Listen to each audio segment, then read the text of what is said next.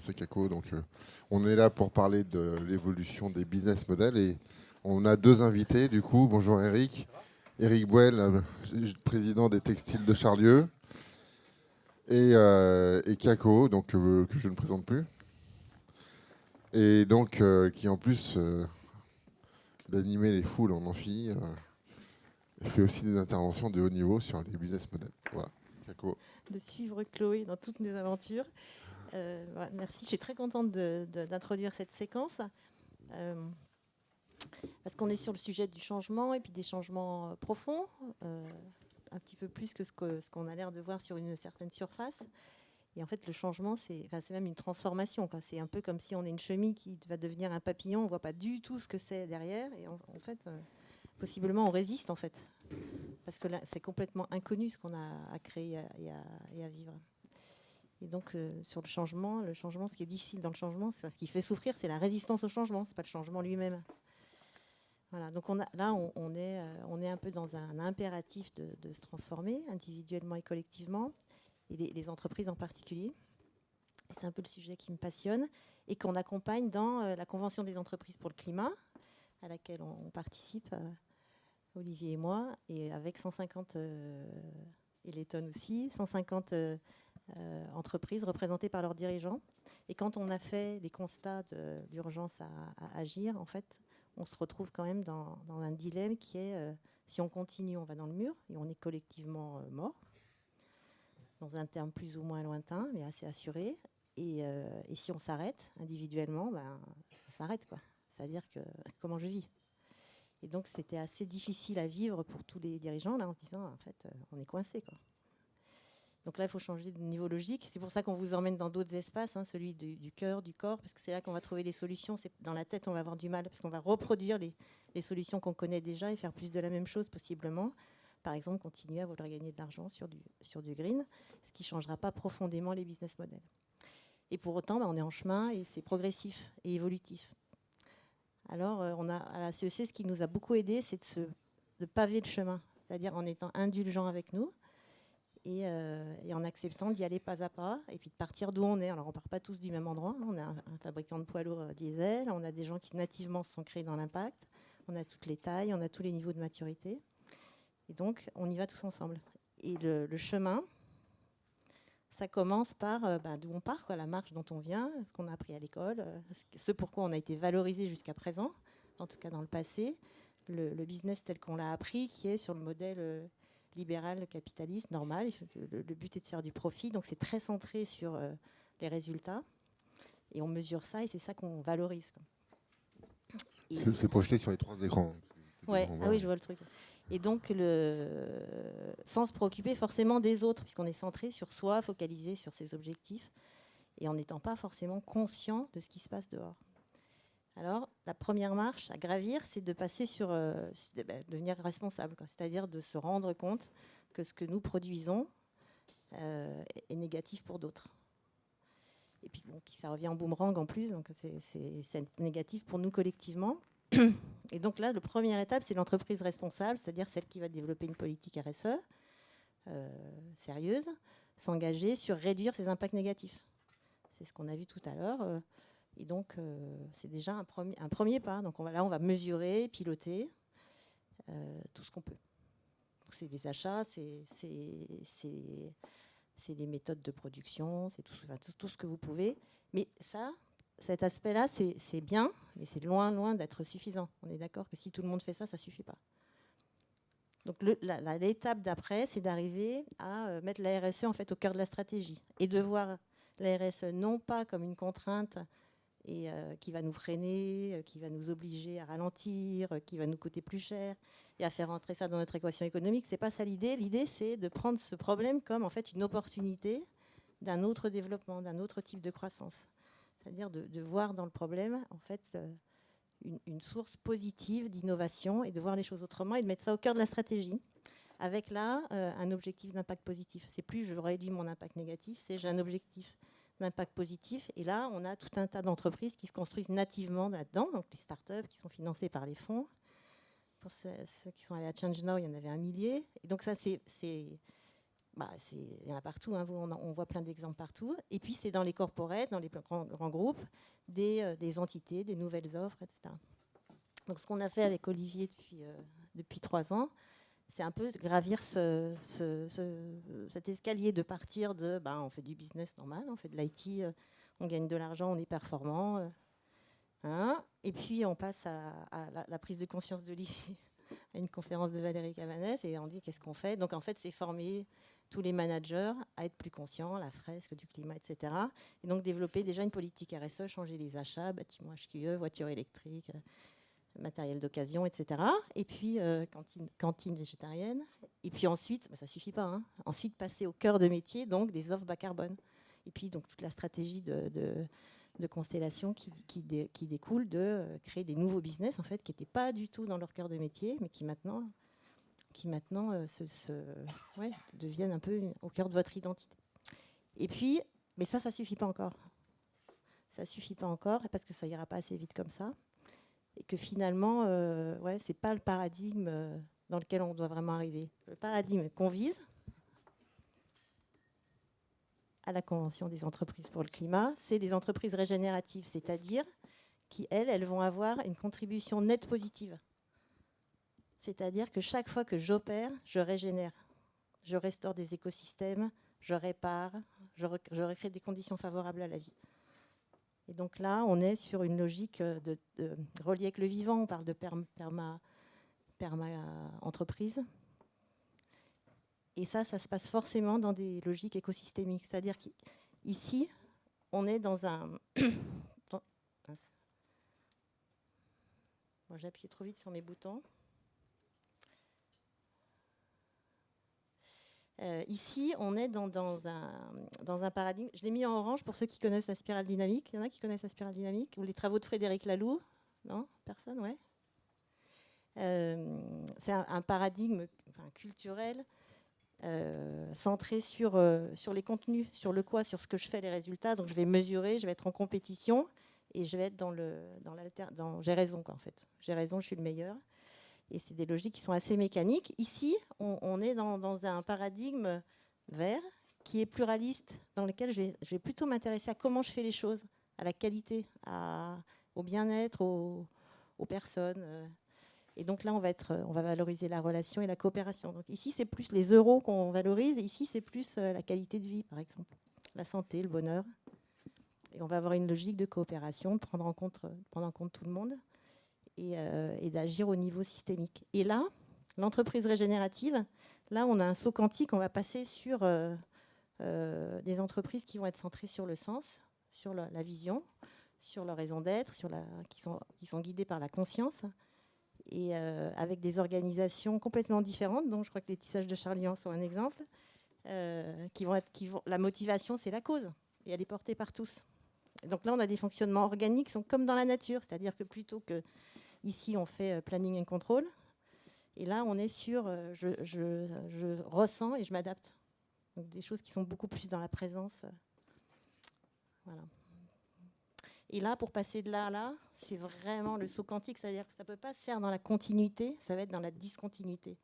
Et donc, pour ça, on a travaillé avec Christophe Samples de Lumia, qui fait de la recherche-action sur ces sujets, qui nous a donc emmenés dans des méthodos qu'on n'a pas le temps de décrire ici, mais qui amène là. Et les 150 entreprises, la Convention des entreprises pour le climat, vise ça maintenant. Voilà, je m'arrête là. J'en suis où de mon timing? Je suis bien? C'est pas mal, Kako. On est pas mal. On peut peut-être prendre une ou deux questions. Est-ce qu'il y a des gens qui veulent... Vas-y, prends... Alors, passe ton micro, Kako. Oui. D'une entreprise... Alors, il y a l'exemple... Enfin, il y a plein d'exemples connus. Ils sont assez rares, hein, parce que ça, c'est un modèle émergent. C'est-à-dire qu'un peu partout, il y a quelques petites émergences de systèmes et d'entreprises, mais on aura les tissages de Charlieu. C'est-à-dire que là, je vais considérer que les déchets des autres sont mes ressources et mes déchets sont les ressources des autres. Donc, c'est vraiment circulaire comme dans le vivant. Et je vais mettre la créativité au service du vivant, c'est-à-dire de créer de la vie, de la biodiversité. Et on va vers mais du coup, on a l'exemple juste après. Et l'exemple, oui, alors si, il y a l'exemple, on a Ulteria, par exemple, qui fait du mobilier en bois pour équiper des magasins, qui s'est transformé en rencontrant Biocop. Et eux, ils ont créé tout un écosystème, c'est-à-dire que maintenant, chez Ulteria, c'est en Bourgogne, il y a une école Montessori, il y a un potager, c'est un tiers-lieu, vous pouvez venir. Et en fait, ils ont revu toute leur logique d'écosystème, c'est-à-dire qu'ils ont embarqué leurs fournisseurs, leurs clients, les familles, tout ça. Tout le monde est dedans. Il y a Interface, dont on a déjà parlé, fabricant de moquettes. Eux, ils ont shifté en se rendant compte. Le président s'est rendu compte. C'est lui qui a dit si c'est pas moi, c'est qui, et si c'est pas maintenant, c'est quand. Entre autres, il y a d'autres gens qui l'ont dit. Malraux, le premier, je crois. Qui s'est rendu compte de ce qu'ils faisaient avec la moquette. Et donc, ils ont complètement shifté leur business model. Et maintenant, alors, ils ont revu toute leur chaîne de production, donc tous les acteurs en amont, en aval, et revu leurs offres. Et maintenant, ils ne vendent plus de la moquette. Ils vendent un service il y a quelque chose au sol qui est confortable. Et du coup, c'est eux qui ont inventé les dalles de moquette. Quand il y a une moquette qui est tachée à un endroit, j'enlève une dalle, je la remplace. Je ne suis pas obligée de remplacer toute la moquette. Et ils font ça parce qu'ils louent la moquette. Ouais. Donc là-dessus, on pourrait en parler pendant des heures. Et, je préfère qu'il y ait un vrai exemple. Un vrai exemple. Il y a Pocheco aussi dans le Nord qui est très connu. Voilà. En fait, en gros, toutes les entreprises qui sont décrites dans le livre de Frédéric Laloux, Reinventing Organizations, que je vous recommande, elles font ça. Eh bien, merci pour cette transition. Je propose qu'on passe la parole à Eric. Alors, Eric, en 2 minutes, parce qu'il y a peu de littérature sur toi dans la presse, et quand je t'ai demandé une bio, c'était très sommaire aussi. Grande école, 15 ans dans l'hôtellerie, rachat des tissages chez Chariot en 97, et le reste de l'histoire, je vais te laisser la raconter. Merci. Merci, Eric.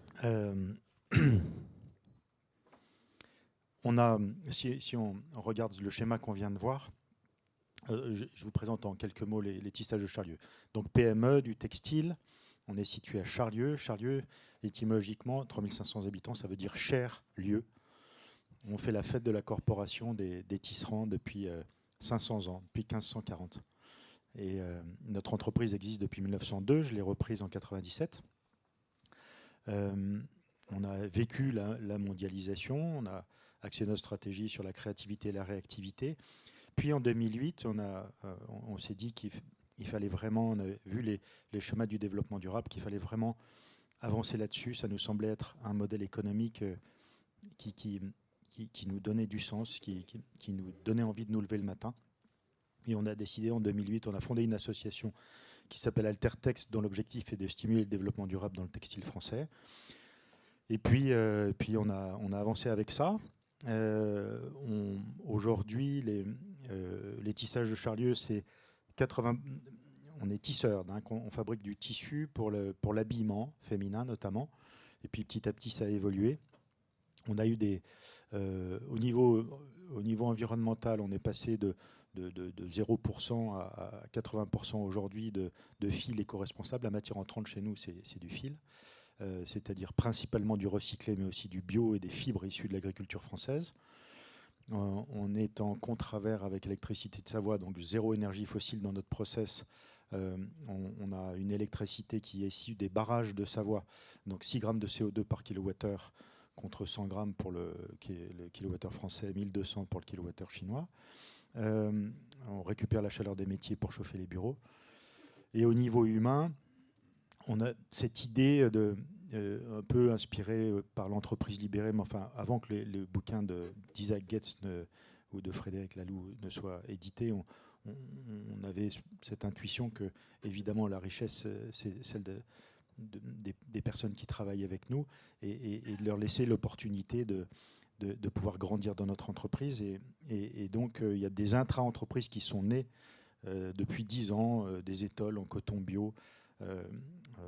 L'histoire est significative, elle nous a beaucoup fait grandir. Sophie Badeau, technicienne d'armurage, elle ne parle pas anglais, elle ne connaît rien au commercial. On vend des rouleaux de tissu. Elle se dit, ouais, mais c'est dommage, on a fait des produits pour des étoiles, ça n'a pas marché, on pourrait le faire. Donc allez-y, occupez-vous-en. Elle crée une marque qui s'appelle l'Étole, L-E-T-O-L. Je vous invite à aller voir sur Internet, même si elle ne vend pas sur Internet. Elle s'y refuse pour ne pas violer la confiance des magasins qui lui font confiance, préserver ce lien et cette confiance. Et elle vend ses étoiles dans 450 boutiques et 23 pays et fait 10% de notre chiffre d'affaires. ensuite des ceintures qui s'appellent le tonnerre de belt, ensuite des sacs, des packaging textiles fabriqués en matière recyclée et qui aujourd'hui sont en train d'exploser puisque grâce à ça, mais on en parlera, on a signé un contrat de réindustrialisation avec Auchan où ils vont évacuer tous les sacs en polypropylène fabriqués en Asie pour les remplacer par des sacs en textile recyclé, tissés chez nous, confectionnés chez nous, avec du fil qui est aujourd'hui acheté en Espagne, la matière provient de chutes de production des grandes zones mondiales de textile, mais qui demain, petit à petit, viendra de matières qu'on va récupérer en France, les matières les vêtements que vous achetez en France. Vous m'entendez bien là, ça va les matières que vous... nous, ici, chaque fois qu'on achète un vêtement, il y a 96 chances sur 100 pour qu'il soit importé. Et chaque kilo de vêtement que vous achetez, il génère 58 kilos de CO2. C'est une étude Cycleco qui date de 2019. Et si vous le fabriquez, on parle de décarbonation, si vous le fabriquez en France et que vous le commercialisez en circuit court et que vous utilisez de la matière recyclée, vous divisez par 10 l'empreinte carbone par rapport à ce kilo moyen. Donc il est à 5,5 kg au lieu de 58 kg de CO2. On divise par 10. Vous vous rendez compte ? On se dit péniblement comment on va faire pour diviser par 3. Et là, tout de suite, on est capable de diviser par 10, instantanément. Et c'est ce que nous sommes en train de faire dans le textile. Et on va voir que finalement, c'est possible et qu'il y a plein de solutions. Et effectivement, la techno, elle est là pour accompagner tout ça et on a besoin d'elle pour plein de choses. Donc, les tissages de Charlieu, c'est ça. Je voulais vous partager quelque chose dans ce schéma qui est évidemment très, très inspirant. On n'a pas compris ça tout de suite. Premier choc mental, enfin choc du cœur, c'est les 3 cercles du développement durable en 2008 qui nous ont conduits à aller vers ça. Et puis petit à petit, on a avancé en allant plus loin. Et ça, je veux vous le partager, c'est même l'essentiel. Vous avez parlé beaucoup du cœur, beaucoup du sens, etc. On est convaincu que l'entreprise peut et doit être un support d'épanouissement de l'être humain. C'est ça son métier premier, qui prévaut sur tous les autres. Si on fait en sorte que toutes les personnes qui travaillent avec nous, elles peuvent vraiment s'épanouir dans tout leur être, vous imaginez la puissance que vous déployez dans votre entreprise. Elle est exceptionnelle. On n'y arrivera jamais, bien sûr. C'est un but inatteignable. Mais ce potentiel qui couvre dans nos entreprises, je vous parlais de l'intra-entreprise L'Étole, pour ça, cette créatrice qui était technicienne d'armurage, qui fait 10% de notre chiffre, qui vend des étoiles en coton bio, alors que tout autour de nous, vous imaginez, entreprise textile en 1995, et 40 ans de mondialisation, enfin 25 ans de mondialisation, c'est un désastre. La plupart des entreprises sont mortes. Nous, on a triplé le nombre de salariés, notamment grâce à ça, grâce à nos salariés, finalement. Alors, une fois qu'on a dit ça, c'est facile, mais comment on fait ? Pour nous, c'est des convictions, hein. Évidemment, on est loin d'être une entreprise parfaite, on est loin d'être une entreprise idéale, mais en tout cas, ce qu'il y a de sûr, c'est qu'on sait le chemin que nous voulons emprunter et qui est celui-là. Pour que l'entreprise devienne un support d'épanouissement de l'être humain, pour nous, il y a 3 ressorts. Le premier ressort, c'est l'engagement. D'abord, l'un des trucs auxquels on est tous confrontés, c'est de se dire, c'est d'abord de trouver des salariés qui viennent travailler dans nos entreprises. Et l'idée, c'est pas qu'on propose un job, mais un chemin pour grandir. Et pour cela, donc 3 axes. L'engagement. Victor Hugo disait l'intelligence se nourrit de ce qu'elle reçoit et le cœur de ce qu'il donne. Depuis le siècle des Lumières, on est convaincu que la rationalité, l'intelligence de notre cerveau est capable de tout comprendre, de de tout maîtriser, etc. Et nos études, depuis la maternelle, dans les entreprises, etc., on s'occupe de muscler notre cerveau. Alors, je ne sais pas vous, chacun d'entre vous, mais ce qui nous donne envie de nous lever le matin, ce n'est pas notre intelligence, c'est notre cœur. Et le cœur se nourrit de ce qu'il donne. Ça veut dire avec le sentiment qu'on fait quelque chose qui nous dépasse, qui est plus grand que nous, qui fait du bien et qui rend service. À partir de ce moment-là, on nourrit notre cœur, donc notre engagement, donc notre capacité à mobiliser tout notre être. Au Tissage de Charlieu, la mission que nous sommes donnée, on est entreprise à mission, c'est de prouver qu'on est capable de produire en France des textiles accessibles au plus grand nombre, créatifs, qui décarbonent notre filière, qui sont des supports de développement de l'économie circulaire textile française et qui contribuent à créer et à sauvegarder et à créer des emplois industriels dans notre pays. C'est ça notre mission et ça nous donne envie de nous lever le matin parce qu'on se dit que ça vaut la peine, que c'est important pour nous, bien sûr pour nos emplois, mais pour notre région, pour notre pays, pour aussi cette idée que le textile est précurseur des grands mouvements de notre société. La première, la grande révolution, au XIXe siècle, on appelait l'industrie textile la grande industrie. La mondialisation, elle est née avec le textile.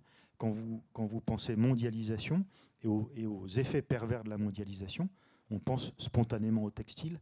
La mer d'Aral a séché, le Rana Plaza, les Ouïghours, les plages du Ghana qui sont envahies de déchets textiles qui viennent du monde entier, des pays occidentaux plutôt. Enfin bref, tout ça. Donc, premier point, c'est l'engagement. Le deuxième point, c'est le savoir-être ensemble, le lien. Vous parliez tout à l'heure d'écosystème. L'écosystème, évidemment, c'est basé sur le lien.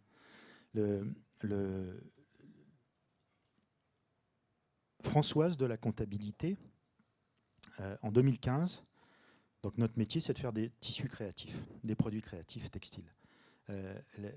On a écrit la vision et notre entreprise et les valeurs. Et elle nous dit, ça serait bien qu'on ait une devise. Je dis, très bien. Et donc, elle nous sort la devise qu'elle avait inventée. Tissons ensemble de jolis liens. Notre métier, c'est d'acheter du fil et de l'assembler pour en faire du tissu ou des objets confectionnés. Mais le plus beau tissu qu'on peut faire, évidemment, c'est les liens qu'on tisse entre nous, avec nos clients, nos fournisseurs et toutes les personnes qui croisent notre route, comme vous aujourd'hui.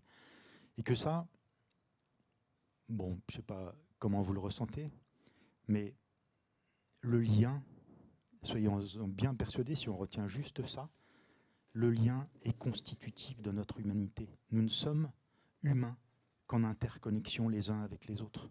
C'est l'essence même de tout ce qui motive, enfin l'un des points essentiels qui motive notre vie et notre envie de nous lever, parce qu'on est en lien avec les autres, avec l'autre.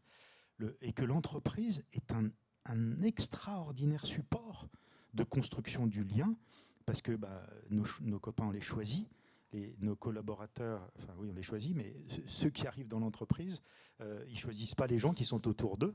Et donc, il faut les accepter avec leur talent et leur fragilité et essayer de faire en sorte de pouvoir construire avec eux. Et donc, le savoir-être ensemble est un point clé. Et le troisième, évidemment, c'est le savoir-faire. C'est ce qu'on vient acheter chez nous. C'est ce qu'on vient acheter dans toutes nos entreprises. Mais ce savoir-faire, en tout cas, pour nous, au Tissage de Charlieu, comme on le voit, cette idée de fait de la corporation des tisserands depuis 500 ans, de notre entreprise qui est entreprise du patrimoine vivant, de ces savoir-faire qui se perpétuent et qui se modernisent et qui vont de l'avant. On va le voir après pourquoi on a réussi à prendre ce contrat avec Auchan. C'est cette fierté de se dire qu'on est capable de produire ce que nous consommons dans notre pays. Et que ça, c'est une grande fierté. Et un grand besoin pour notre pays également. Et ça, je crois, c'est évidemment c'est sûr, c'est le pourquoi. C'est lui qui nous guide. Et à partir du moment où on a trouvé le pourquoi, le reste suit. Ça suit tout seul, puisque finalement, les décisions qu'on va prendre au quotidien dans notre entreprise, elles vont être guidées par ce pourquoi. Et on va trouver naturellement des solutions qui vont nous permettre de créer du business. En l'occurrence, notre entreprise va doubler de taille dans l'année qui vient grâce à ces contrats qui sont nés finalement en 2008 avec cette volonté d'aller dans le développement durable. Donc, on a développé un robot, ça fait 4 ans, un robot qui, vous mettez un tissu d'un côté, il y a un sac qui sort de l'autre. Donc ça permet, on multiplie par 40 la productivité.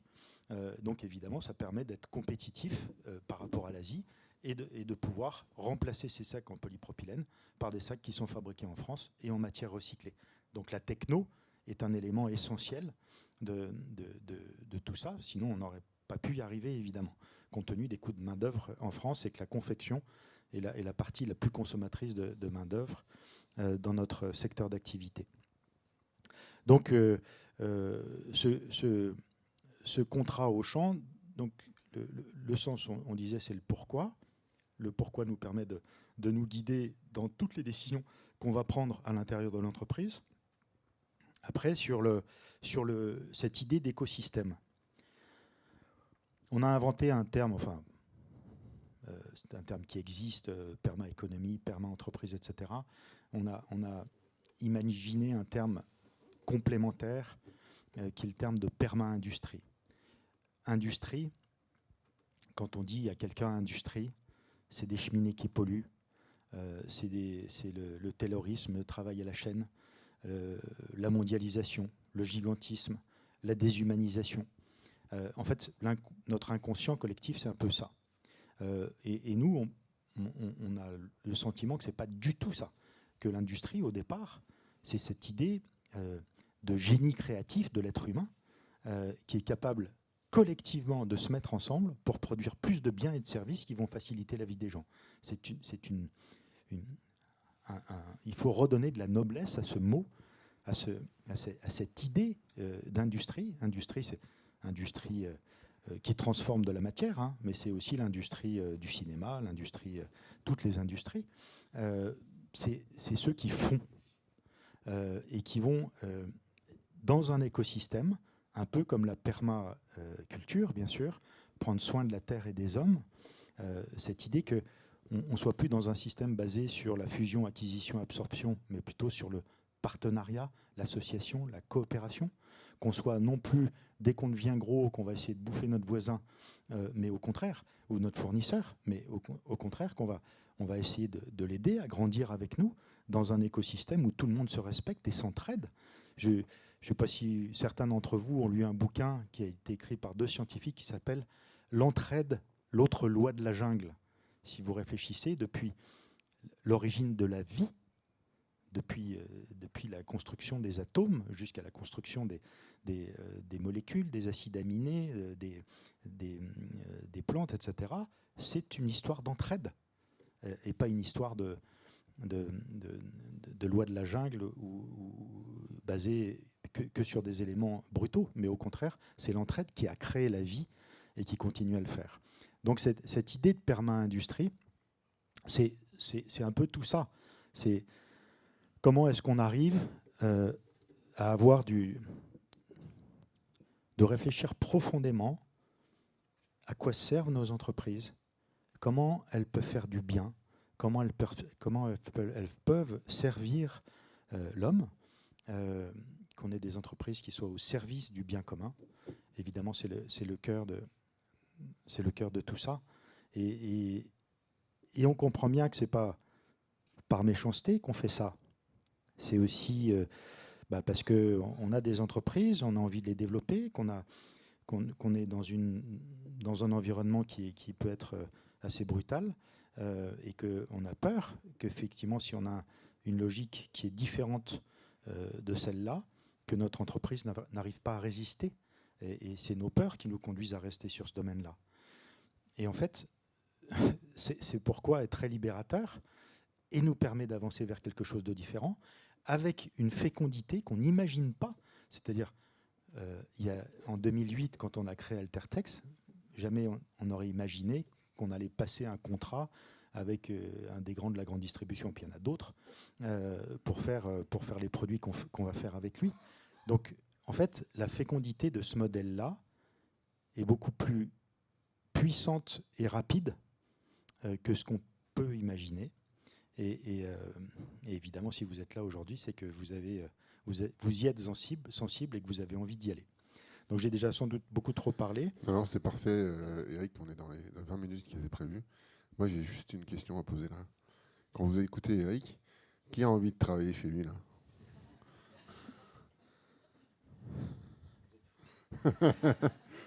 Ok, merci. Ouais, c'est pareil. Moi, c'est pareil.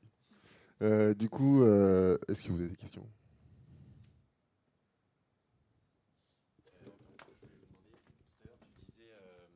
En parlant de la chimie, le modèle n'est pas connu, on ne sait pas vers quoi on va. Et en fait, en vous écoutant, le modèle est connu chez vous, en tout cas. Il est connu chez Pocheco, il est connu chez d'autres acteurs. Est-ce que vous êtes un peu donné comme mission aussi de diffuser ce modèle? Si vous êtes aujourd'hui là, j'imagine que c'est en partie pour le faire. Est-ce que vous accueillez des entreprises pour leur partager votre modèle, votre façon de faire? Comment vous arrivez à rayonner au-delà de votre activité?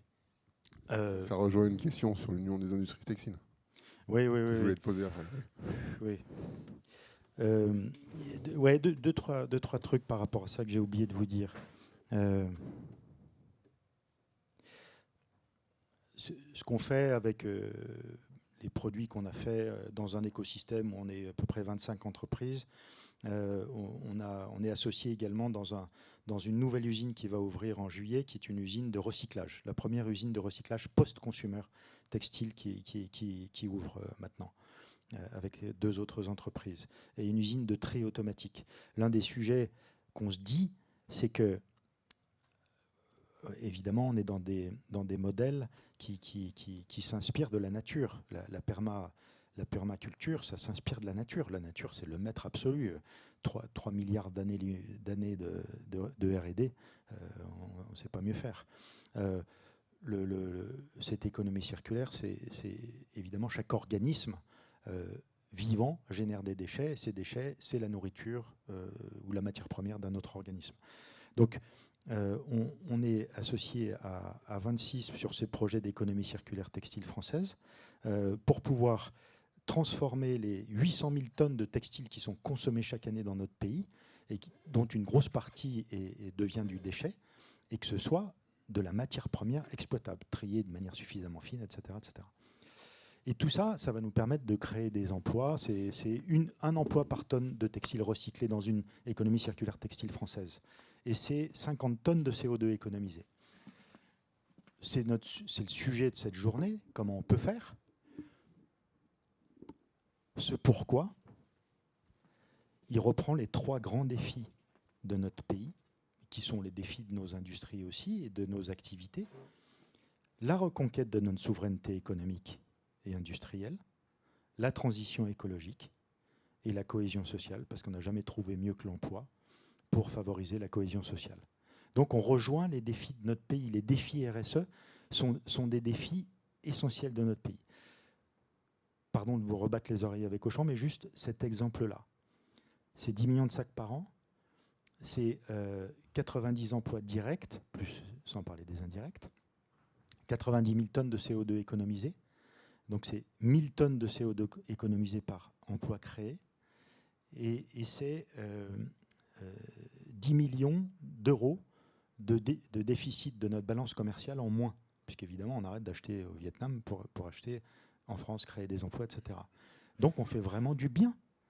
C'est ultra puissant comme système. Donc ça, il faut bien se dire ça.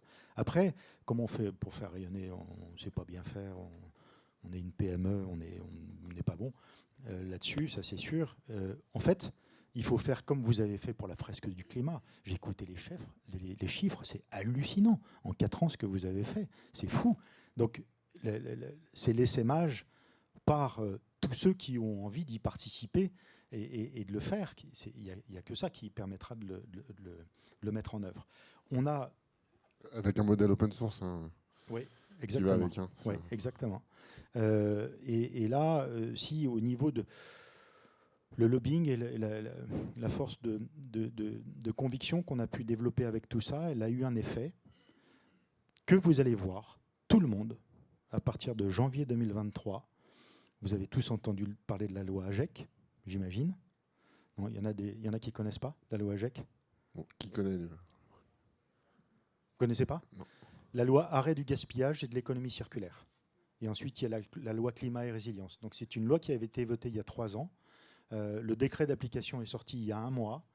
Dans les décrets d'application qui est national, évidemment, qui concerne tous les produits, il y a un focus particulier sur le textile. J'avoue qu'on s'en est un peu occupé.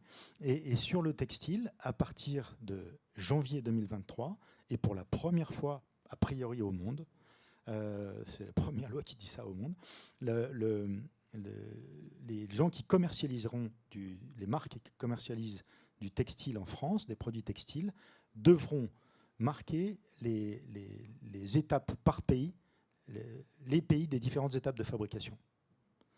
La Convention citoyenne, même si elle a été beaucoup critiquée, le consommateur dit moi je veux savoir d'où viennent les produits, comment ils sont faits, leur score carbone.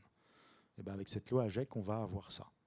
Donc le score carbone dans un deuxième temps, mais là, janvier 2023, les étapes de fabrication, vous saurez où a été confectionné votre t-shirt, où est-ce que la teinture a été faite, et où est-ce que le tricotage ou le tissage a été fait. Ça ne va pas plus loin, malheureusement, mais bon, il fallait faire des concessions. Donc, c'est aussi cette idée que si on veut décarboner, on a aussi cette idée des 5 R. Notre éco-organisme dans le textile, il donne 3 R. C'est le recyclage, le réemploi et la réparation. On pense qu'il en faut 5. Il faut rajouter relocalisation et récupération, c'est-à-dire la collecte. Et effectivement, c'est ces sujets-là qui vont nous permettre d'avancer là-dessus.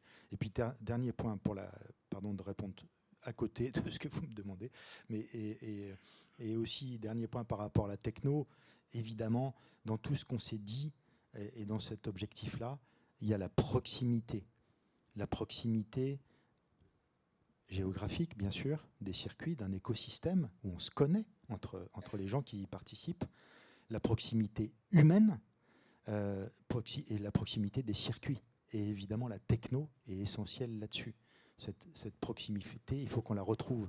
Cet éclatement, la techno a largement contribué à l'éclatement des liens, etc. Et elle peut y contribuer, elle peut devenir un outil de rapprochement extraordinaire dans des circuits plus courts. Dans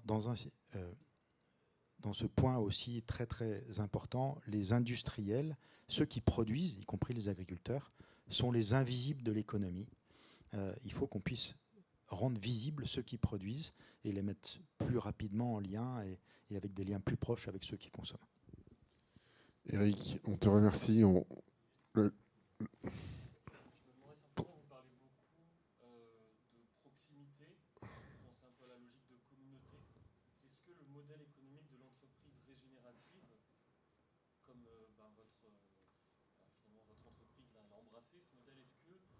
Généralisable et notamment est-ce que finalement la logique des grands groupes a encore du sens dans un modèle comme ça? C'est énorme de noter un grand groupe. Oui. C'est une question qui est il me semble, mais c'est une conviction, je ne suis pas le seul, c'est pas moi qui ai inventé ça, l'hypertrophie des organisations engendre l'atrophie de l'homme. À partir du moment où on ne comprend pas très bien à quoi... Aristote disait, à une époque, 4e siècle avant Jésus-Christ, la moitié de la population, c'était des esclaves. Il disait, le propre de l'esclave, c'est celui qui ne connaît pas la finalité de son travail. Combien on a de personnes qui ne connaissent pas la finalité de leur travail aujourd'hui dans le monde salarial? À mon avis, il doit y en avoir pas mal. La PME, par la proximité, elle permet de préserver sans doute des liens qui sont plus forts. Et peut-être qu'il y a des grands groupes qui ont une logique de PME. Je sais, par exemple, Decathlon, c'est une myriade de PME, tous associés les unes aux autres dans un objectif commun. Il y a cette idée qu'on parle pas des structures, il faut qu'on parle avec des hommes, il faut qu'on puisse prendre des décisions entre hommes, entre personnes. Et ce lien, cette confiance, tout ça, c'est le socle de notre humanité. N'oublions pas ça. Pourquoi vous levez le matin et qu'est-ce qui vous anime dans votre vie? Et qu'est-ce qui fait que vous êtes heureux? C'est en grande partie grâce au lien. Ça, c'est le point de vue humain, perma, on va dire, et puis il y a le point de vue aussi énergétique. On va terminer là, je suis désolé. parce qu'après il faut qu'on se rende en vénère. C'est le point de vue qui a été exprimé récemment par Jean-Marc Jancovici qui disait la mondialisation était le corollaire de l'énergie et la décarbonation sera le corollaire de la démondialisation. Voilà. Merci, merci, merci. Rendez-vous. Merci beaucoup Eric. On aurait pu rester. La dernière fois qu'on s'est vu, on devait rester 1 heure, on est resté 6 heures. Ça aurait pu durer 6 heures, ça aurait été pareil. Donc on est obligé d'arrêter, mais merci d'être venu jusqu'à nous, apporter ton témoignage depuis cette belle région de la Loire, de Charlieu, pleine d'énergie vitale. On se donne rendez-vous à 45 dans le 40, je sais plus. Bon, voilà. Allez-y, on fonce dans l'amphi. On fonce dans l'amphi.